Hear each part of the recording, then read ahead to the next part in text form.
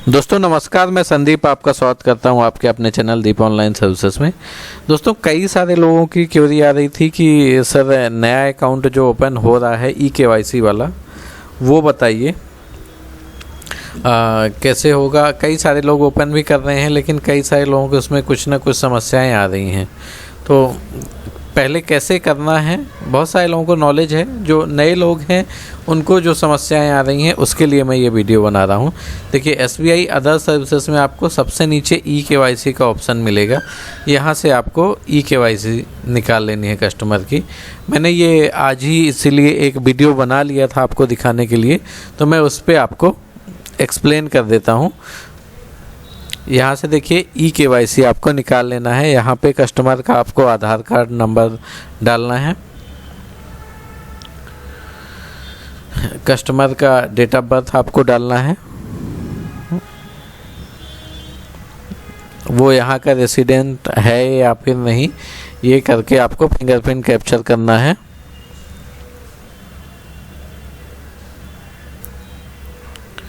Actual में server इस time पे बड़ा स्लो चल रहा है। इस कारण से जब आप फिंगरप्रिंट कैप्चर करते हैं या AEPS ट्रांजैक्शन करते हैं तो काफ़ी टाइम लगता है। अब ये पता नहीं क्यों ऐसा है, पर ठीक है, चलिए देखते हैं।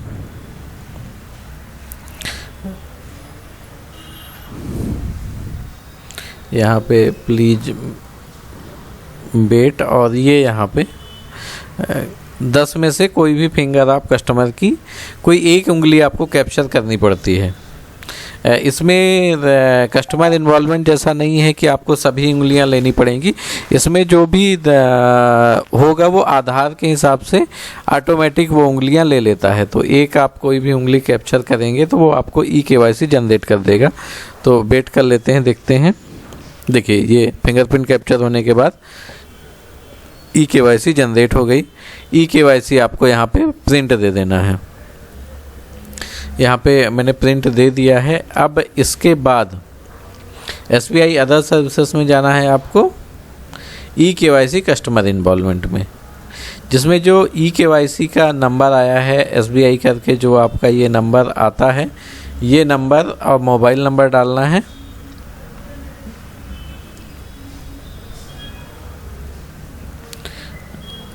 नंबर डालने के बाद मोबाइल नंबर डालना है। टैक्स रेसिडेंट इंडिया सेलेक्ट करेंगे, ये मोबाइल नंबर डाल देते हैं।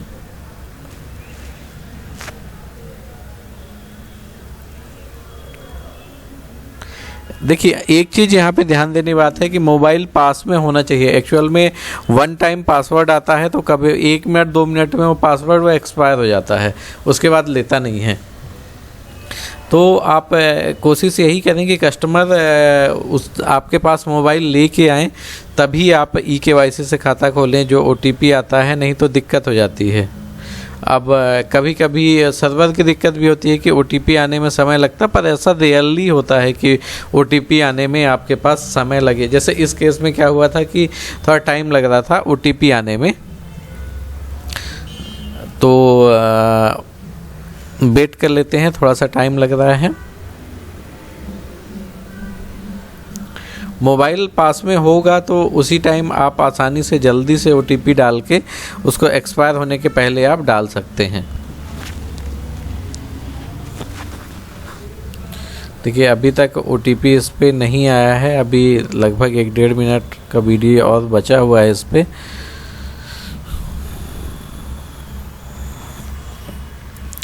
ये क्लोज करके फिर से नया अकाउंट का जो KYC का रेफरेंस नंबर है वो आप 2 दिन 3 दिन बाद भी यूज करेंगे तो कोई दिक्कत नहीं है, उस पर कोई भी इशू नहीं आता। तो थोड़ी देर बाद मैंने फिर से ट्राई किया, उस टाइम पे OTP नहीं आया था। थोड़ी देर बाद फिर से OTP के लिए ट्राई किया, वो आ गया। ऐसा रियरली कभी होता है कि आपके पास OTP ना आए, नहीं तो इंस्टेंट OTP आ जाता है।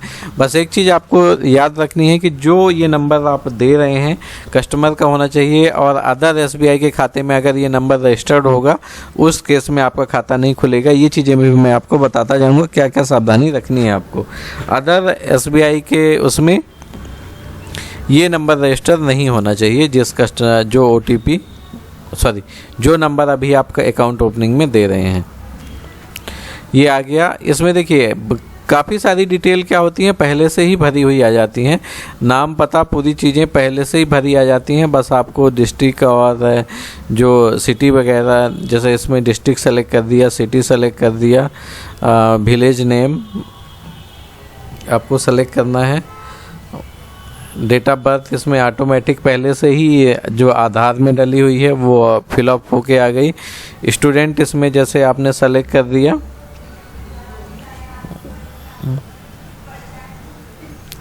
मोबाइल नंबर ऑटोमेटिक ले लेता है, फ़ोन नंबर में आपको मोबाइल नंबर डालने की ज़रूरत नहीं है। जो OTP जिस पे आता है, बस एक चीज़ ज़रूर आप ये करें कि जो ये रेफरेंस नंबर यहाँ पे होता है ये ज़रूर नोट कर लें, क्योंकि बीच में अगर मान लीजिए कभी इलेक्ट्रिसिटी जाती है या फॉर्म बंद हो जाता है या सर्वर फेल होता है तो वहीं से कंटिन्यू हो जाता है जहाँ से सर्वर फेल होता है। अब जैसे फादर्स नेम यहाँ पे डालना है, फादर्स नेम कैपिटल या स्मॉल किसी भी कैसे भी डाल सकते हैं, वो ऑटोमेटिकली कैपिटल में हो जाएगा। और इसमें मदर्स नेम में पूरा नाम मत डालिएगा, केवल फर्स्ट नेम डालिएगा, ये चीज़ ध्यान रखिएगा। क्योंकि अगर मदर्स नेम में आप पूरा नाम डालेंगे तो बाद में जो मतलब नेक्स्ट पेज में सरनेम डालने के लिए आता है वहाँ पे नाम और सरनेम एक साथ ही दिखाता है।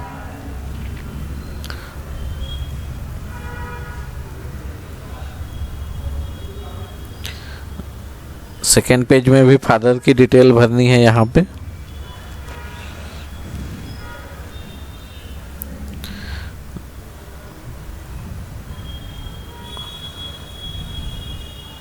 यहाँ पे सरनेम डालना है। ये देखिए यहाँ पे अगर आप वहाँ पे जैसे इनका अनीता डाला हुआ है, अनीता राठौर अगर आप डालते तो अनीता राठौर यहाँ पूरा लिखा जाता, मदर्स के लास्ट नेम में नहीं आता तो वहाँ पे। और दूसरी सबसे बड़ी चीज़, जब यहाँ पे आप CKYC ऑक्यूपेशन सेलेक्ट करते हैं, जैसे वहाँ पे आपने अगर स्टूडेंट सेलेक्ट किया है तो आपको यहाँ पे भी अदर स्टूडेंट ही सेलेक्ट करना है, क्योंकि अगर आप कुछ भी दूसरा सेलेक्ट करेंगे तो वो आपका खाता रिजेक्ट हो जाता है। वहाँ पे जैसे हाउस वाइफ सेलेक्ट किया तो यहाँ भी आपको हाउस वाइफ ही सेलेक्ट करना है। यहाँ पे आधार विद सेम एड्रेस आपने आधार डाल दिया। यहाँ पे आपको नॉमिनी की डिटेल आपको कंपलसरी डालनी है, क्योंकि बहुत सारी दिक्कतें होती हैं बाद में फिर नॉमिनी चेंज कराने में, तो आप बेहतर रहेगा कि उसी टाइम पूछ के आप नॉमिनी डिटेल डाल दीजिए। अब इसमें एक कॉलम ज़रूर सबसे बेकार है कि डेट ऑफ बर्थ का, जिसमें से ठीक है आज की डेट में सर जो पुराने लोग हैं, जो आपके पास जिस लेवल के लोग खाता खुलवाने आते हैं, 90% लोगों को डेट ऑफ बर्थ नहीं पता होती, वो आपको अंदाजे से ही डालनी पड़ती है। आप उनसे एज पूछ लीजिए, उस हिसाब से आपको अंदाजे से ही डालनी पड़ती, कोई एग्जैक्टली डेट ऑफ बर्थ नहीं बता पाता। यहाँ पे ATM कार्ड यस कर दिया, ATM कार्ड यस कर दीजिए। फॉर्म 60 के सबमिशन की डेट आपको डालनी है। एग्रीकल्चर इनकम पर एनम, एक चीज़ यहाँ पे ज़रूर डालिएगा कि कभी स्टूडेंट के केस में आप 2 लाख से ज़्यादा इनकम मत डालिएगा, वहाँ से भी फॉर्म रिजेक्ट हो जाता है। बाकी चीज़ें ऑटो फिल हो जाती हैं। कन्फर्म फॉर्म 60 सेलेक्ट करके यहाँ से आपको सबमिट कर देना है। सबमिट होने में थोड़ा सा टाइम लेता है, जब से ये नया SBI का अपडेट हुआ है विंडो 10 में, तो ये सबको ही थोड़ा सा सर्वर प्रॉब्लम दे ही रहा है।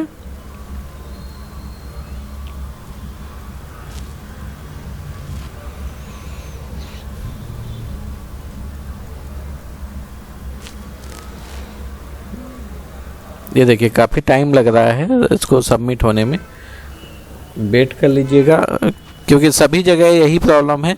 कई सारे लोग ये भी बोलते हैं इंटरनेट की स्पीड से इसमें ज़्यादा फ़र्क नहीं पड़ता सर, मेरे यहाँ पे तो काफ़ी अच्छा कनेक्शन लगा हुआ है, तब भी वही सेम ये दिक्कत आ ही रही है। अगर आप APS ट्रांजैक्शन करेंगे या फॉर्म सबमिट वगैरह करते हैं, सबसे ज़्यादा आजकल जो सोशल सिक्योरिटी में अगर आप करते हैं तो एक सोशल सिक्योरिटी करने में ही आपको 3, 4, 5 मिनट लग जाता है, इतना धीरे चलता है।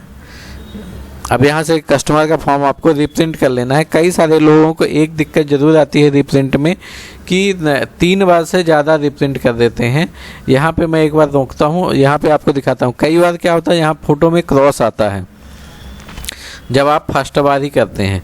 तो दोबारा डाल के ट्राई मत कीजिए, दोबारा आप थोड़ी देर बाद या सिस्टम में सीसी क्लीनर चला लें, उसके बाद दोबारा ट्राई कीजिएगा, नहीं तो बार बार वही दिक्कत आती है और 3 बार के बाद फिर आपका फॉर्म प्रिंट नहीं होता। उसमें से कई सारे लोग कमेंट करते हैं कि सर उसका कोई भी इलाज नहीं है। सर उसका इलाज यही है कि फिर थोड़े दिन बाद आप प्रिंट करेंगे तो वो हो जाता है, लेकिन उस टाइम पे नहीं हो पाता। यहाँ से फॉर्म प्रिंट हो गया, ये आपने फॉर्म प्रिंट दे दिया, ये आपका फॉर्म नया प्रिंटर से निकल आएगा, उसमें आपको सील साइन करवा लेनी है। अब इसमें कई सारे लोग बोलते हैं इसके बाद भी रिजेक्ट हो जाता है, तो वो मैं दिखा देता हूँ कि अगर मोबाइल नंबर आपका पहले से ही डला हुआ है या फिर डेट ऑफ बर्थ उसका पहले से ही डली हुई है, कोई सिमिलर उसने कोई और खाता खुलवा रखा है, नेम से मैच करता है, डेट ऑफ बर्थ मैच करता है, उस केस में फॉर्म आपका रिजेक्ट होता है। अदरवाइज आपका ये रिजेक्ट होने के चांसेस बहुत कम रहते हैं।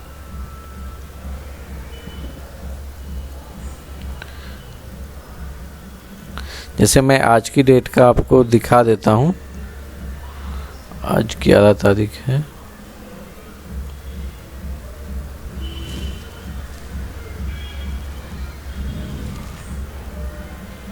ये जैसे मैंने एक ही फॉर्म भरा हुआ है, देखिए CBS ID नंबर यहाँ पे सक्सेस हो गया है, DDU पे name date of birth success है, सब कुछ यहाँ पे सक्सेस है। बस ये कस्टमर क्रिएशन, अब जब ये फॉर्म ब्रांच में जमा होगा उसके बाद ही ये कस्टमर क्रिएशन और बाकी सब चीज़ें ये होंगी, तो सभी चीज़ों में सक्सेस हो गया। तो ऐसा नहीं है कि आपको ये चीज़ें आपको थोड़ा सा ध्यान देनी पड़ेंगी, इसके बाद आप eKYC से खाता खोल पाएंगे। और कोई भी सबसे ज़्यादा इस टाइम पे सक्सेस रेशियो जो है eKYC का है। eKYC से आप खाता खोलेंगे तो मैक्सिमम कस्टमर का खाता खुल जाएगा। अगर आप नॉर्मली कस्टमर क्रिएशन से खाता खोलते हैं, उस टाइम पे कस्टमर क्रिएशन से अगर आप यहाँ से खाता खोलते हैं तो इसमें सबसे ज़्यादा रिजेक्ट होने के चांसेस रहते हैं। eKYC में बहुत ही कम रिजेक्ट होने के चांसेस रहते हैं। तो उम्मीद करता हूँ दोस्तों वीडियो आपको पसंद आया होगा। eKYC से नया खाता कैसे खोलते हैं ये आपको पूरी चीज़ें समझ में आ गई होंगी। अगर अभी भी आपको कोई भी क्वेरी है तो कमेंट के माध्यम से बताएं, उसके लिए कोशिश करूँगा कि मैं जल्द से जल्द वीडियो बना पाऊँ। धन्यवाद दोस्तों।